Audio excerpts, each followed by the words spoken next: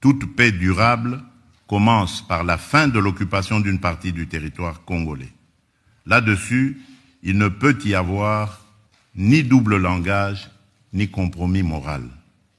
En contrepartie, la République démocratique du Congo prend devant vous 3 engagements clairs. Premier engagement, reconstruire. Dès la fin des hostilités, nous lancerons un plan d'aide d'urgence pour la reconstruction du Nord Kivu et du Sud Kivu.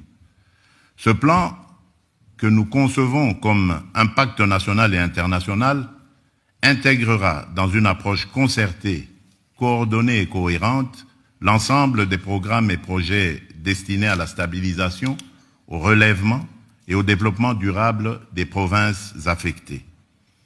Il visera à mobiliser environ 5 milliards de dollars à l'horizon 2026 pour la réouverture des écoles, la réhabilitation des centres de santé, la reconstruction des routes, le rétablissement des services sociaux essentiels et le retour digne des personnes déplacées.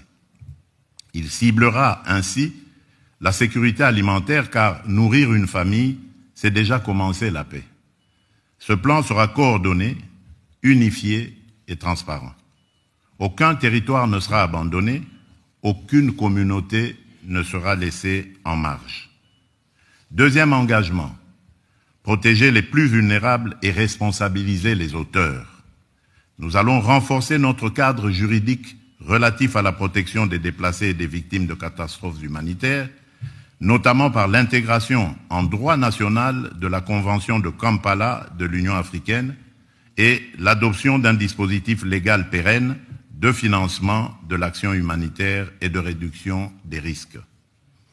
Dans cette perspective, une loi sur le financement de l'action humanitaire et de la gestion des risques de catastrophe sera prochainement adoptée afin de doter le gouvernement de mécanismes pérennes de financement conformément au cadre de Sendai 2015-2030 pour la réduction des risques de catastrophe et aux engagements pris lors du sommet humanitaire mondial d'Istanbul en 2016. Nous veillerons à ce que les survivantes de violences sexuelles soient reconnues comme victimes de guerre, accompagnées, soignées et réparées.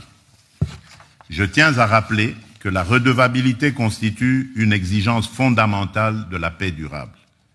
Les administrations parallèles instaurées par l'AFC M23, les violations graves des droits humains et les atteintes aux civils ne resteront pas impunies. Des poursuites seront engagées dans le respect du droit international contre tous ceux qui se rendent coupables de crimes à l'encontre du peuple congolais.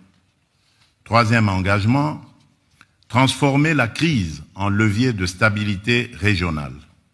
Nous ne venons pas seulement demander de l'aide humanitaire, nous venons défendre une vision politique.